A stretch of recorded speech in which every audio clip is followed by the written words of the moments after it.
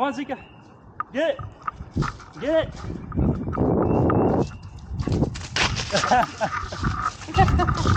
I'm going to teach you how to fold the best flapping paper airplane in the world. This is AeroDactyl, designed by Barron, and it is so easy to fold that I'm going to teach you how to make it in 60 seconds or less. So grab your sheet of paper, and we're going to begin in 3, 2, 1, go. Fold your paper in half like this.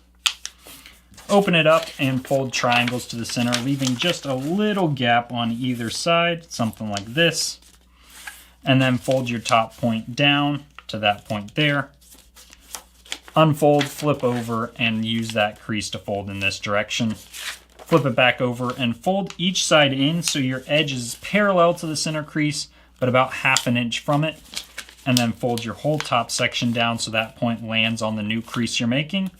And sweep out all the slack on either side. Fold each side in toward the center, but not all the way to the center like I am here.